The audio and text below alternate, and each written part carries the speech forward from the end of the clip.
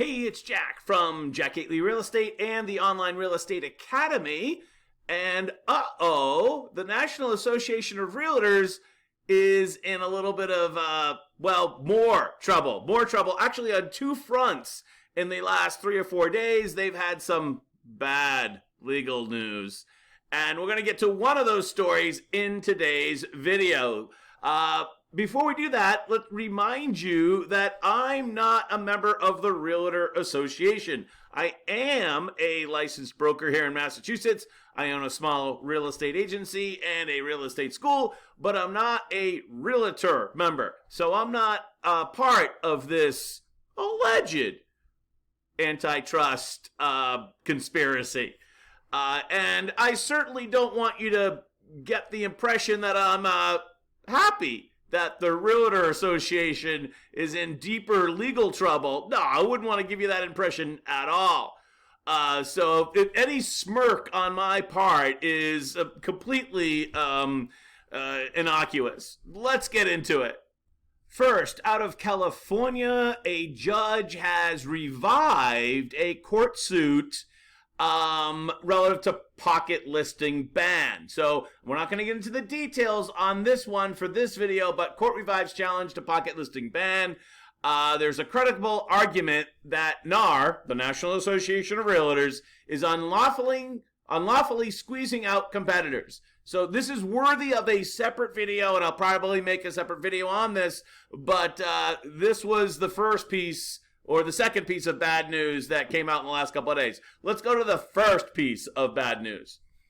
Judge's ruling, it's the Heartland Homeowners versus the National Association of Realtors. And what they're saying here effectively is that a judge in this case in the Midwest, in the greater Kansas, St. Louis area, has now made the court case versus the National Association of Realtors a class action case, which could literally include thousands and thousands and thousands of buyers and sellers in the general Kansas City area. Let's get into the details.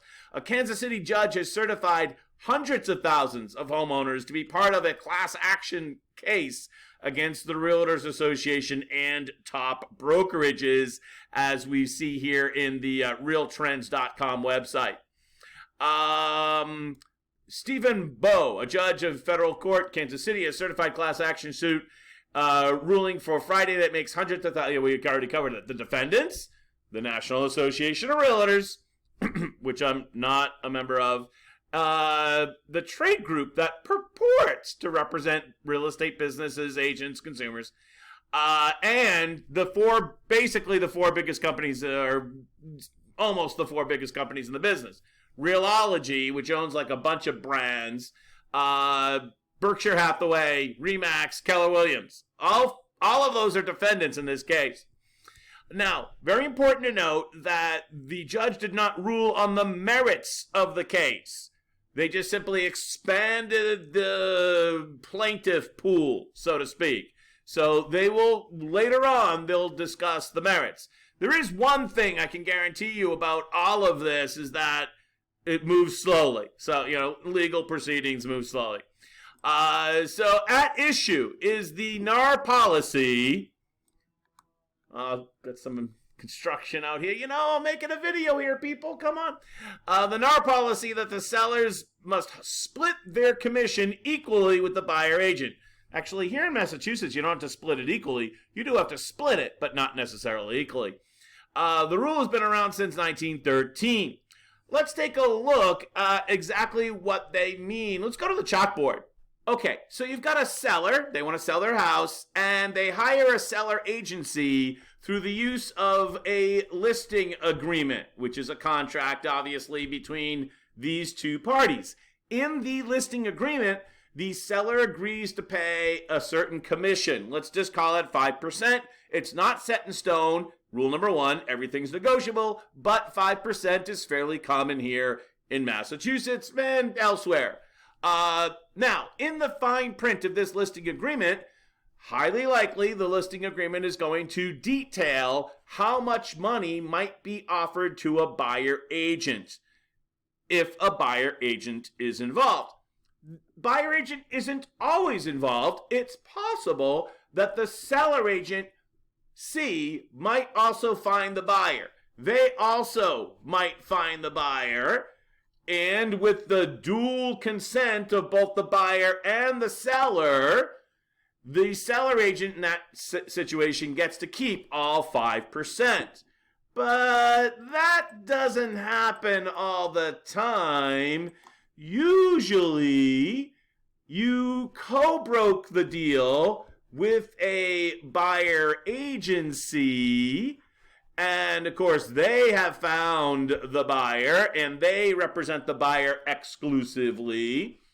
And in that case, which is very common, the seller agency splits the commission between the seller agency and the buyer agency. Splitting it 50-50 is very common, although I would say here in Massachusetts, because listings are so hard to come by in this current market, which we're making this video in the spring of 2022, it's very common to split the commission 3% for the seller agency and 2% for the buyer agency, because getting listings is very difficult. Finding buyers is really easy, so you reward the money, more money goes to what's hard, less money goes to what's easy.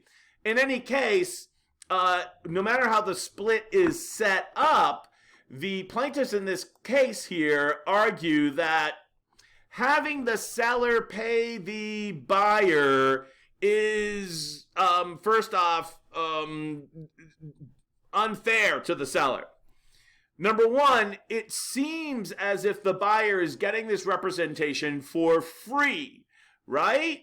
That's why not too long ago, probably at your MLS, they have now, and you can see this in Zillow and almost any listing in Massachusetts and probably many other places across the country, the buyer side commission is now posted on the public side of the listing so the buyer can find out what they're actually paying as a commission, because obviously that commission is baked into the sales price.